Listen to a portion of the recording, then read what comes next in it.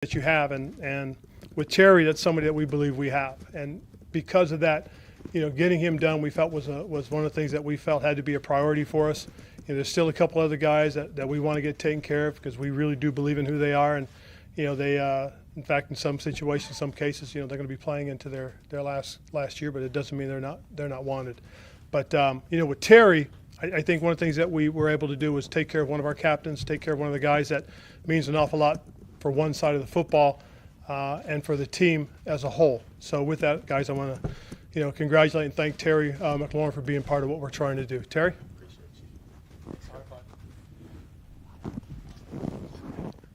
Appreciate everybody for being here.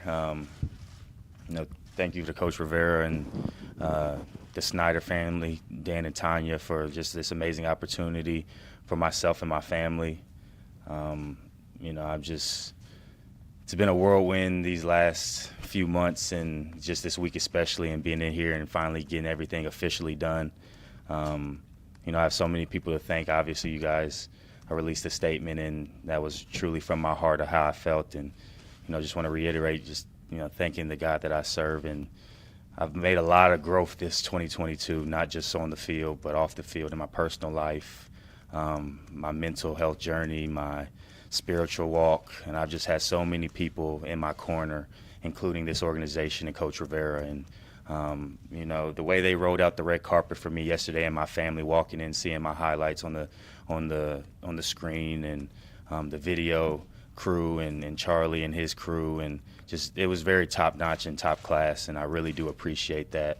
And it made me feel really appreciated, and I felt that way throughout this process. Obviously, it's a business, and my agent Buddy Baker did a great job just preparing me for this process, and I wanted to trust him and his leadership, and his he's just more than my agent. I really trust him with a lot of my life, truly. And Coach Rivera, we had a lot of personal conversations, and I really do appreciate that as well, because this is the only place I've been, but to have a personal relationship with him that's grown even more throughout this process, even through the negotiations, has just been awesome. The way he's heard me out, and we've had some very honest and transparent conversations, and I've really got to see the vision that's going to be laid out forward for us as an organization, and myself personally. And the best thing I'm just looking excited most to is just to get back with the guys and practicing and playing and really just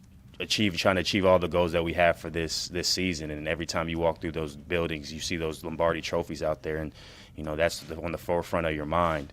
And we know it just doesn't happen overnight. It starts with the day in, day out approach, the process of coming in here and being a collective team and working for those goals. And as a leader of this team, I take great pride in that. Along with the other leaders we have on this team, I know it's not just about myself. And I'm really excited to try to up my level of play this year as best as I can to help us win as many football games as I can, because at the end of the day, that's what motivates me. You know what I mean? That's what I really strive for, is to have one of those rings. Getting to see Gary Clark yesterday and seeing that ring on his finger, that motivates me even more to give my all. So I'm glad that this aspect of it is done, and I'm excited to get out with Carson Wentz, jumping on a flight actually after this to go throw with him and a few of the guys. So I'm really excited for the future, and I'm happy to be part of this, what we're doing forward here in Washington. Hey, Terry, you're obviously very much a team guy. That's been your thing since you've been here. You had to miss mini camp throughout all this. What was this? How hard was this process for you while you're waiting to get this done? Yeah, that was one of the tougher things, because I love football. You look throughout my history and the coaches and the teammates I've been a part of, I just love the grind. I love being out there, the camaraderie, what's built during this off season, and what's built during the times that get you prepared for the season. And so I just try to do the best that I could just to keep myself in shape and prepared. I was working out every single day in Florida and trusting the people that I work out with down there, just to try to do the best that I can to be ready whenever this got done. And at the end of the day, I'm just happy that we were able to come to an agreement that worked for both sides, and I'm really just excited to get back out with the guys this off season, with coming up for camp and get ready for the season. I'm just ready to play football. And obviously, the receiver market was kind of crazy this offseason. A lot of movement within that. Were you ever concerned that maybe it wouldn't happen here, or did you always feel confident with that? I felt confident, honestly, from talking to my agent buddy to the conversations I've had with Coach Rivera, and it was very evident that they wanted me to be here, and I wanted to be here. And obviously, this is a business. I've understood that since I've gotten here, and that's the tough part about it sometimes when now the business kind of gets in the way of certain things. But at the end of the day, we got, the deal done that worked for both sides. And, I'm happy for the other guys that in my peer group that are able to get what they deserve as well. And, but it was just about trying to, come to an agreement where it was best for myself and in this organization. I felt like we did that. So I'm just really excited for what's to come and to continue to get back out there and really come back out there with my day one approach of earning my spot on this team like I was my rookie year. I'm trying to earn it all over again. That's genuinely my perspective and how I operate each and every day. Terry, I'm thinking back on the video that we saw when you were first drafted by this organization and you got emotional. When you reflect back on that moment and that opportunity that you had and now where you stand now, describe those feelings that you have. Man, when you first get to the NFL, you think, I was able to share that moment with my family and my friends and my girlfriend and just the people who helped me get to that moment. And I was just so excited to be achieving my dream, being drafted in the NFL.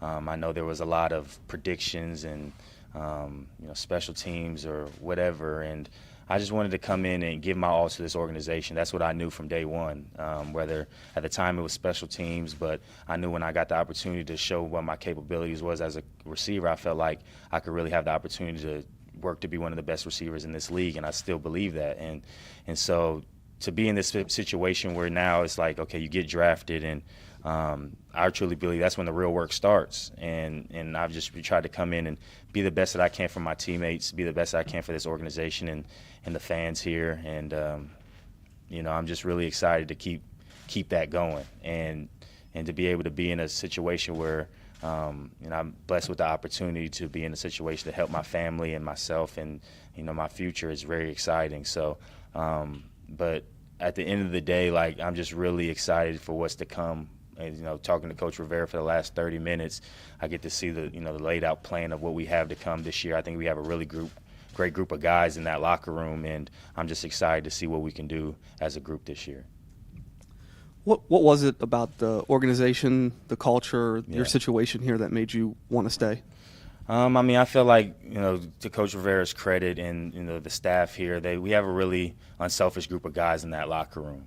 And we have a lot of guys who are competitive and hungry, and they want to see Washington be back on top. I have a great relationship with Mr. Williams since I've gotten here. He's taken me under his wing, and the number one thing I tell him, I just want to make that 17 continue to look good, and meeting Gary Clark yesterday in person and seeing just the history of this organization. And we all know where it was, and we all know where we want to head to. And I think we're all on the same page for that. But we also understand that it's going to take the work and the dedication from everybody involved to get us back there. And so I want to be a part of that, the place where I was drafted to, the place where the fans, just show me so much love and appreciation and are so passionate about just this fan base and this organization and the history of it. Something I wanted to be a part of, especially where we're at now, where I feel like we're heading. Terry, congrats on the new deal. In your 3 years here, there's been a lot of turnover at quarterback. Yeah.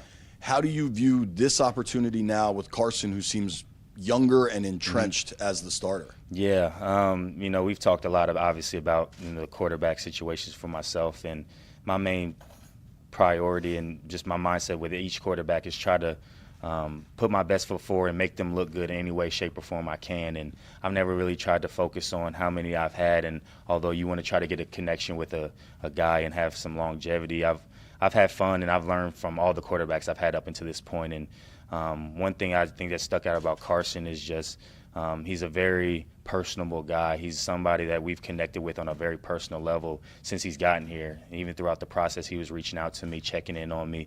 I was asking how practice was going and things like that. And, that's why I can't wait to get out there and start throwing with him, because now we get to put the football together. We get to start to form that connection on the field.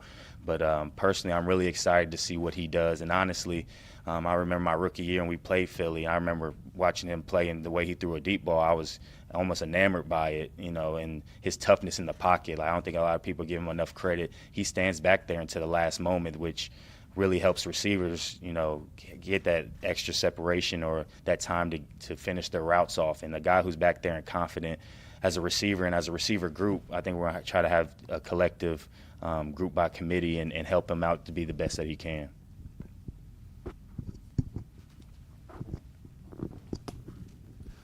Congratulations. Appreciate that. I don't know how to ask this, but you obviously are aware of everything that goes on inside the football team, outside the football team. And I just wondered with yourself, whether it's yourself, John, some of the guys that have been here for a while, how do you view the notion of we have to try to transcend what's going on outside and make people happy about this football team? Yeah.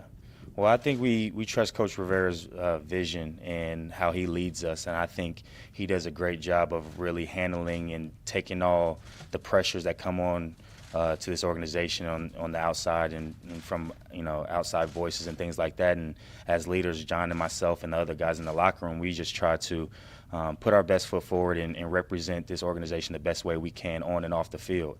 And we take that very seriously, and we know that's going to continue to come with work and honestly just transparency and working hard together as a collective group and really building one unity group. And like I said, Coach Rivera does a really good job of allowing us to focus on what's going on the field, but also we understand what's going on outside. But we just really want to focus on where we're heading and all that it takes to possibly get there.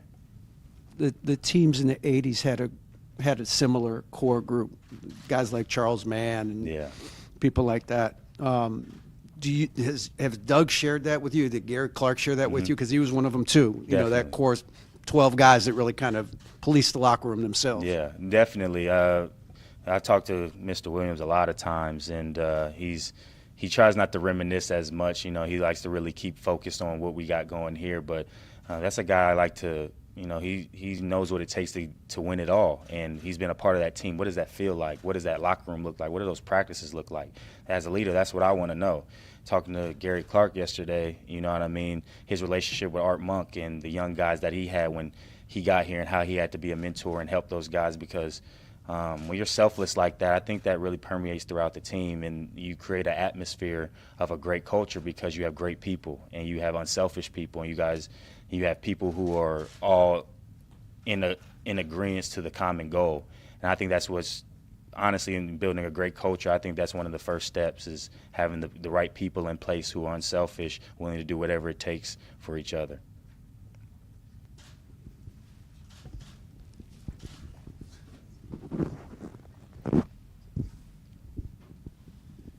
Obviously, it's a business, and you get Ron said that the whole time, and you guys have to handle contractual stuff. But on a personal level for you, how weird was it to miss practice? It's weird. I don't miss practice. You know what I mean? Like, I really, even when I've been banged up at times, I know how important those reps are. I know how important that chemistry is to be built, especially during this time, not just on the field, but just the chemistry and the camaraderie in the locker room. And so that was really hard for me. But you understand the business and what has to be done. And like I said, I had great people in my corner who supported me. Coach Rivera supported me, and having my teammates back me. That was really big for me, seeing what they were saying and texting me on the side and checking in on me. Like, that gives me the uplift that I need, and that was pushing me even more to be ready for when camp comes around come the end of this month. And I was grinding my butt off just to be ready if it got done, during the time that we were practicing. But, now that it is, I'm just preparing all that I can to be ready for that first day of practice. just to follow up on JP, can you describe maybe one moment where maybe you saw something online from the team or you heard something you were like, man, I wish I was there? When they were dancing pre-practice, Markin, and I haven't got to meet the other guy that was dancing with them, but like pre-practice is kind of where we get the juices flowing, and you really get your mind right for a great day of work. And to see those guys dancing around, having a good time, the guys around them hyping them up, like those are the things you miss the most. You can't recreate that in whatever training gym you're in or whatever field you're on. So I really miss. That was the moment I was like, dang, like I gotta try to get back there. But at the end of the day, I know we're gonna have more of those moments, and I can't wait to walk in that locker room day one and everybody's like, hugging me up, and I'm looking forward to seeing everybody again. Those brothers of Mega Sci-Fi. Yeah. One follow-up question: If any of us won so-and-so millions of dollars, we'll be screaming, jumping up and down. Like when that deal was done and you knew that money that you're going to get, what was that reaction like for you? Yeah, man, I almost get emotional right now. Like I cry, and I cried some real tears because for a lot of my life, I really had to grind and work for what I have now.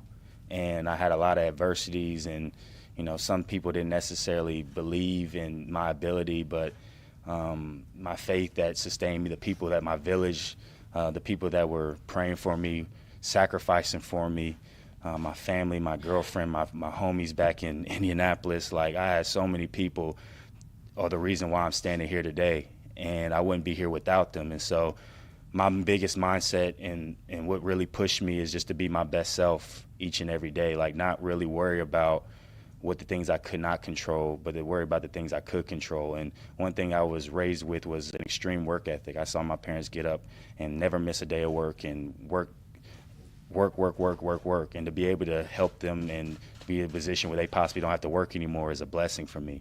And it's something that's within myself that money can't buy. Money can't soothe that for me. And while this is great financially for myself, I just love the grind, man. I really do. And it's got me to why I'm here. Like the adversities that I went through in college and high school, in the NFL, kind of being an underdog. The reason why I'm here is because of the work that was put in during those times. And anything I would say to anybody out there is just continue to have faith and believe in yourself. Make sure you put the work in and be honest and accountable, not only to yourself, but the people in the circle around you. It's really important to have the right people around you to not only help you to deal with the highs, but the lows. And genuinely, I've had the best support system, and I really think the best is yet to come for my life personally and professionally because of the people I have in my life and the work that I've tried to put in mentally and to just better myself as a human being. And it's really cool to be standing here as a kid from Indianapolis, young, just had a dream to play in the NFL, man. And it's very surreal. So I'm really excited, and I'm just humble because I try to do things the right way, you know what I mean, and be true to myself. And to see in a world, in a culture, sometimes, you got to do certain things to get your way, or, things that go viral. Just stay true to yourself and be a professional that's still rewarded, man. That's a lesson and a testimony that I'll have to share with other people and the guys in this locker room and the people I meet out on the outside world. So. Congratulations on all that, Terry. That's an amazing story. Moving forward, though, obviously a second contract is a big goal for every NFL player entering the league. Mm-hmm. Now that you've achieved that personally, off the field or on the field, what's next what's the next short meter target for Terry McLaurin? I want to get to the playoffs and have a chance to win a Super Bowl. Personally, I want to continue to try to be one of the top receivers in this league. I don't really go into the season thinking I need to have 1,500 yards, this, and this.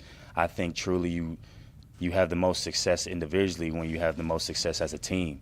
And having that relationship with Carson, I really want to develop and make as strong as possible so he knows he can trust not only me as a player but as a person, that I got his back. I know he's been through a lot in his career, and I know we'll get to touch on that, but I'm a guy who's going to have your back, man, and it's not just him. That's what I feel like about everybody's in this locker room, in this building. And so I'm looking forward to improving my play on the field, hopefully creating more explosive plays, kind of like my first few years and coming out of college, and improving in my yards after catch and just trying to be all that I need to be and have a full, healthy season to be what I need to be for this team, this organization. And then a former college teammate of yours, Denzel Ward, also got his Yeah. a new contract this offseason as well. Have you spoken to him about that, and how does it make you feel as a Buckeye, seeing other Buckeyes continue to elevate and succeed in the National Football League? Yeah, I haven't got the chance to talk to Denzel yet, but I know we play them this year, and I'm really looking forward to just competing against him because the way he's developed and came along and his journey and testimony I've learned from him, and seeing the way he's humbled himself and been able to rise above a lot of the adversity he's been through in his personal life. And to see another Buckeye, achieve their dream is just – it's surreal, because I remember being in the locker room and with those guys, and we're all just grinding, man. We're kind of wet behind the ears, and we're just happy to be Ohio State Buckeyes. But the way we were developed there, not just as players but as people, I'm always going to be a big advocate for Ohio State, because it's the way you're prepared for the real life world after football, whether you were blessed enough to go to NFL or you're going to be a CEO one day. Ohio State really prepares you on and off the field to be a real-rounded human being, and the competitiveness that it takes to survive in that environment. And that's why I felt like I was able to come into the league and be so ready, because I was going against guys like Denzel and Eli and Marshawn and Gary on every single day in practice. And then on the other side, we got Curtis and Mike Thomas and Paris and KJ. Like, it's just so many guys. It's like when you're around greatness so much, it bleeds. You know what I mean? So I'm really happy to see that he was rewarded for all the hard work that he's put in up until this point, and I know he's going to continue to work to do more for his organization. Terry, I'd like to continue the Ohio State conversation, but I'm curious. You talked about having some conversations with Ron. Mm-hmm. Was there anything that stood out to you during this whole process? One of those conversations that kind of helped settle you a little bit? Yeah, I think it was probably one of the first conversations we had when he called me, and I know they were practicing, but he took time out of his day to call me, and we had a really good conversation. He emphasized that it was a priority for this from the ownership down to the coaching staff to get this deal done. And you never, just with just the business of the NFL, you never know until you know. But I had a great feeling that we were going to try to get something done, and just being able for him to reach out and take time out of his day just to hear where I was coming from personally, how I was feeling, where my head was. I really appreciated that coming from the head coach and the leader of your football team. And then lastly, this is year 3 now of the program, year 4 for you. Is there something different about this team that you feel like this could be a year where you guys take that step? Yeah, man, I think we're really developing depth all across the roster, and going over those things with Coach Rivera. I think we have the pieces in place offensively to where we have a lot of weapons to surround a quarterback who has the ability to hit all the throws on the football field. We have toughness up front, off on the offensive line and defensive line. And one thing I learned from Ohio State in here, like, the game is won in the trenches. So if we're going to go as far, I truly believe, as our front four on defense and our 5 guys up front, and just defensively having guys who are tenacious and hungry. And you see out there on the practice field how much fun those guys have on the defensive side of the ball. So we just want to create that competitive environment, man, and really push each other, because if we can create game-like atmospheres, game-like situations out on that practice field, then come week 1 against Jacksonville, we're going to have a good chance to have some success. So I'm not really trying to put the cart before the horse, but I'm really excited to see how we've developed this roster and young guys. We have a great group of young guys and some really proven vets and some great leadership. So I think, the pieces are starting to be put in place, and now we just got to go out there and get the job done. We're going to transition to the Zoom portion. This is the first time we've ever done this. So Nice. Nice. We can open up the Zoom if you guys are on there and can hear us.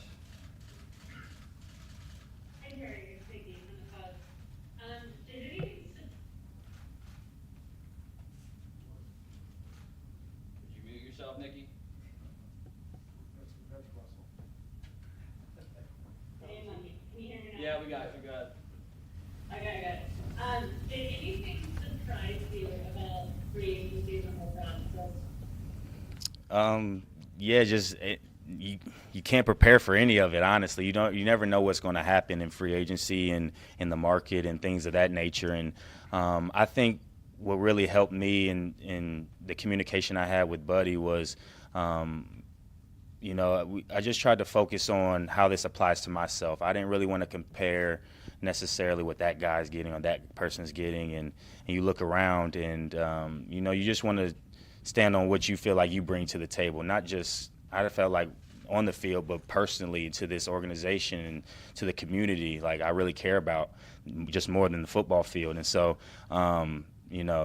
football, like seeing all those tickers and everything that's going around the NFL, that's why the NFL is, I feel like, the top sport in the world. You know what I mean? Because you just never know what's going to happen next, and it's almost sometimes like a soap opera. So.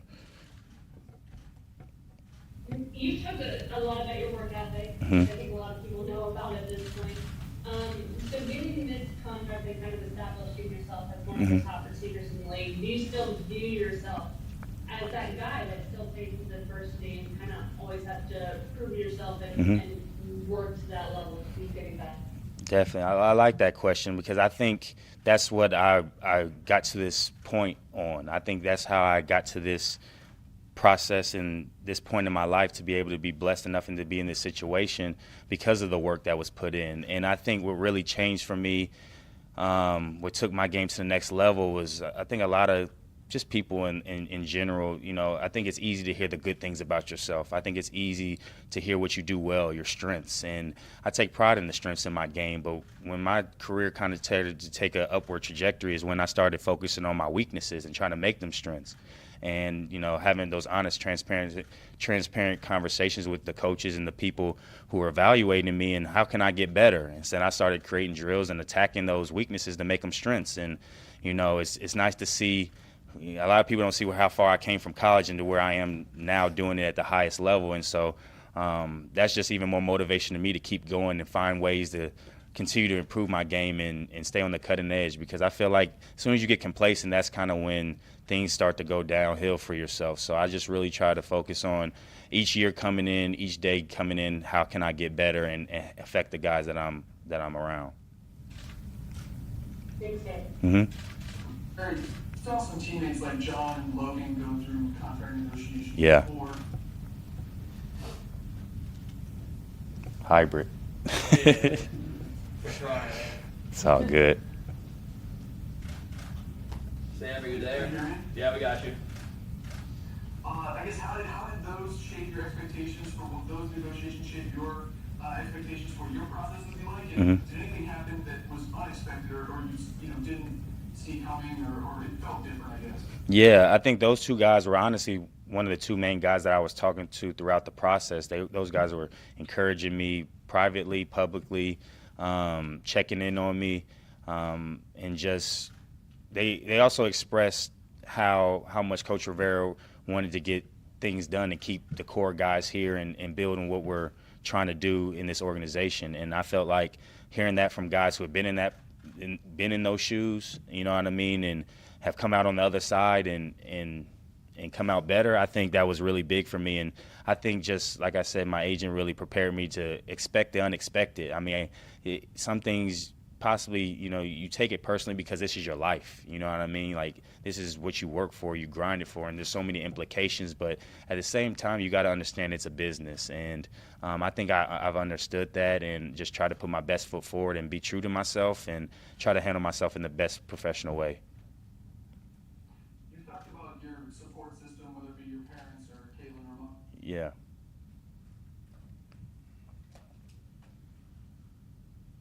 You there, Sam? Can you hear me? Yeah. Mm-hmm. Are there any examples of when you were able to lean on them throughout this process? My whole life. I think they really helped me stay grounded. And what I mean by grounded is to this world, to even sometimes this organization, and to other people, young people, I'm almost larger than life sometimes, and Scary Terry and things of that nature. And, it's hard to kind of go around sometimes and not be recognized. And but at the same time, I still kind of try to hide and just that's just kind of how I came up, because at the end of the day, like, football is really what I do. It's not who I am, and I try to be a complete person. And I think this platform is provided to me to make an impact on people and make other people's lives better. And in this community and my community back in Indianapolis. And so they really just love me for Terry. You know what I mean? The young kid. I've known my girlfriend. Just the platform that I'm in right now. You know, you have to be so much to so many people, but to them, I'm just Terry. So, you know, just their prayers, their encouragement, their accountability that they've held me to when I've been maybe I could get a little too negative, and they keep my spirits up. And as my agent buddy says, see the forest through the trees, and that really just locks me back in and keeps me focused on whatever I'm trying to accomplish.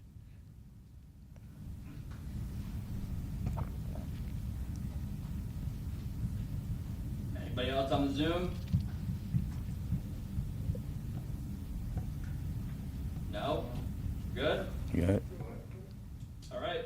Nice. Thanks, Terry. Appreciate it. We're going to do. What was that? Yeah. Go ahead, last one. Terry, how important was the 3 years for you, just to get that and to potentially hit free agency before you're 30 again? I mean, I trusted the plan that my agent laid out in front of me. I think as well with Coach Rivera and you know, the organization, I felt like this was a contract that best fit me. And I wasn't really worried about what fits somebody else. I was just really worried about what fits me. So I'm really not really worried about the future too much, but just trying to, you know, just relish in this moment, enjoy where I'm at now, and come back with that day one approach so I'm ready for camp and help these young guys and Jahan, who, you know, for what I've heard and I've reached out to him, like he's a great dude, and it sounds like a guy who's going to fit right in our culture and what we're trying to build here. So I'm really excited to help guys like that and the other guys on defense and the young people there. So I think I have now a unique perspective because I've come in as